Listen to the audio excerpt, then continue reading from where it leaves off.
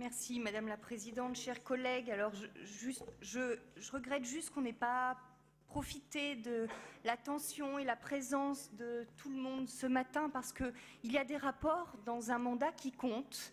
Il y a des rapports qui participent à réparer aussi les injustices, les inégalités.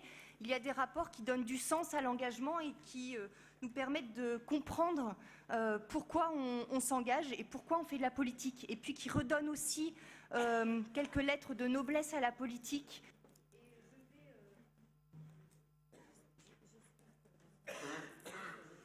Et je vais illustrer de suite mon propos. Parce que les inégalités, en fait, elles ne sont pas une fatalité, mais je crois le résultat finalement de choix politiques. Et je suis vraiment honorée en fait de présenter ce rapport au nom de notre majorité. Et je suis persuadée que les collègues des oppositions sauront reconnaître aussi et le travail et les motivations dans ce rapport, parce que ce rapport, en fait, il permet de bouger quelques curseurs qui n'ont pas été bougés depuis bien longtemps. Alors quand je pensais justement à la présentation de ce rapport, il m'est venu en tête une petite histoire. Une petite histoire très rapide, mais c'est l'histoire d'une soirée entre 10 amis. Le dessert arrive, un bon et beau gâteau. 10 parts, ça tombe bien, ils sont 10. Un des invités prend 8 parts, pour lui. Généreusement. Il en laisse 2 pour les 9 autres invités, en leur proposant gentiment de se les partager. Mais finalement, c'est un peu la même histoire, vraie, pour les 8 hommes les plus riches de la planète qui possèdent autant d'argent que la moitié des êtres humains les plus pauvres, soit 3,6 milliards de personnes. Alors c'est un petit peu l'histoire de ce rapport. Nous, ce qu'on propose, c'est que chaque personne puisse au moins avoir une part et que ces personnes sont les personnes les plus vulnérables. Ce sont la moitié des chômeurs qui touchent moins de 500 € par mois. C'est un tiers des chômeurs qui ne touchent aucune indemnité. Ce sont des personnes à qui on dit que la formation va leur permettre de trouver un emploi. On leur dit allez-y, formez-vous, mais vous gagnerez moins. Parce que c'est ça la réalité aujourd'hui. En fait, on encourage, et là il y a quand même des grands paradoxes que nous avons grâce au travail des services, grâce à notre volonté politique collective et à nos choix, on a réussi à aller voir qu'il y avait des vraies incohérences et des vrais paradoxes.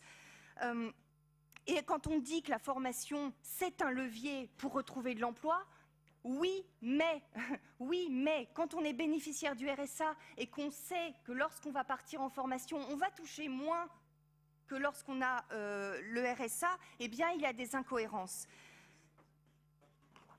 Il y a un peu plus d'1 an, nous avons, lors des prémices du plan d'investissement dans les compétences,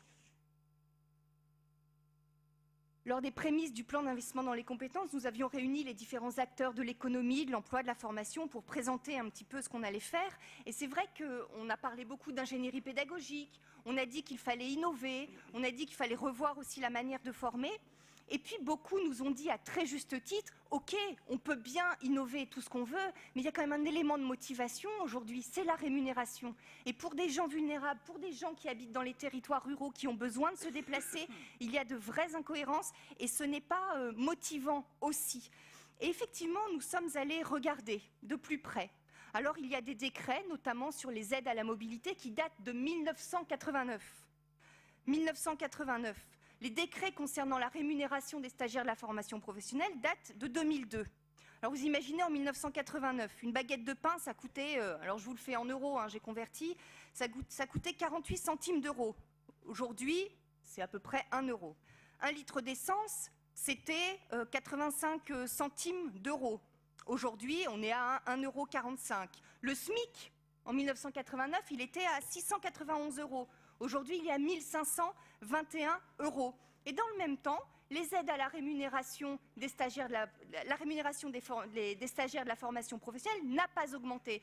Les aides à la mobilité au-delà de 15 km n'ont pas augmenté. Alors en 1989, le mur de Berlin s'effondrait, Monsieur Sauvadet avait mon âge, c'est-à-dire 36 ans, il pensait peut-être encore que la région n'était pas une région d'avance et qu'on était petits bras. Michel Nognaud était déjà conseiller régional depuis 3 ans. Oh non.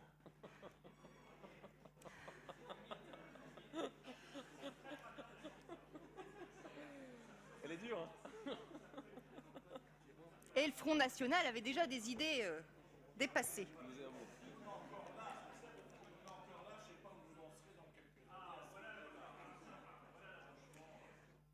Tout cela pour vous dire que les mesures que nous vous proposons sont inédites. Et on ose, on prend des risques, on ne joue pas. Laissez-moi finir. Non, pas de micro allumé, je finis. Non, vous parlerez après. Non, mais...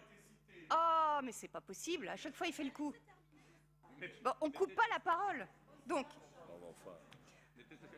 on ose, on prend des risques. On ne joue pas petit bras sur ce rapport, Monsieur Sauvadet. On ne joue pas petit bras. Alors c'est vrai que vu votre carrure, je ne sais pas ce que c'est un petit bras pour vous. Pour nous, c'est des gros bras. Pour nous, c'est des gros bras. On répare les inégalités et on est la première région de France. Et nous sommes la première... c'est un compliment. C'est un compliment. Là, je vous draguais quand même. Vous ne l'avez pas retenu, mais tant pis.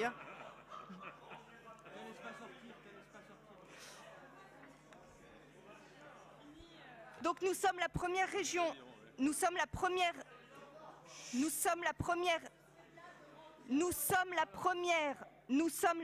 région de France à actionner ces leviers.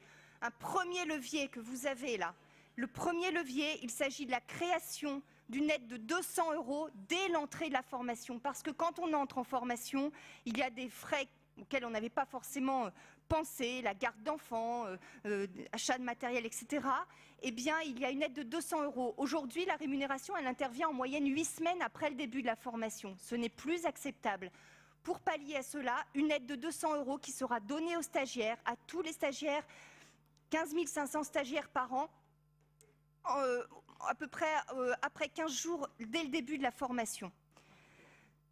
Un deuxième levier sur l'augmentation de la rémunération des stagiaires de la formation professionnelle. Pour les jeunes de moins de 18 ans, aujourd'hui, un jeune qui est en apprentissage a une rémunération à hauteur de 434 €. Un jeune qui entre sur la garantie jeune à 454 €. Quand un jeune de moins de 18 ans entre sur une formation du conseil régional, alors il a 130 €. Cela n'est plus acceptable. Nous augmentons, puisque nous passons cette rémunération à 455 €. Pour la rémunération des demandeurs d'emploi, là, il y avait un seuil de rémunération entre 300 et 400 €. Là, nous passons à 652 €. Et puis le troisième axe, il s'agit des aides à la mobilité pour les stagiaires. Et donc, on triple. On passe de 33 € à 99 € par mois, au-delà de 15 km de trajet. Et vous avez le nombre de stagiaires qui vont être impactés et qui vont bénéficier de ces aides. Alors, on fait le pari que ça va avoir un impact sur la qualité de la formation, sur le taux de rupture, sur le taux d'abandon. Et ce qu'on souhaite, évidemment, c'est de pouvoir mettre les femmes et les hommes qui s'investissent dans des formations dans les meilleures conditions. Et c'est à cela, en tout cas, que nous sommes attachés à cela. Ce seront 15 millions d'euros en plus que nous allons investir par an.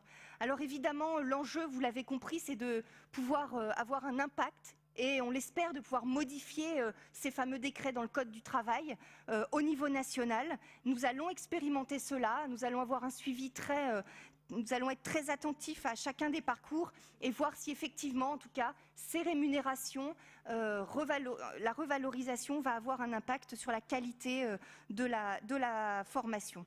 Voilà, Madame la Présidente, ce rapport. Je suis particulièrement honorée d'avoir pu le présenter et que nous puissions participer à réparer ces inégalités.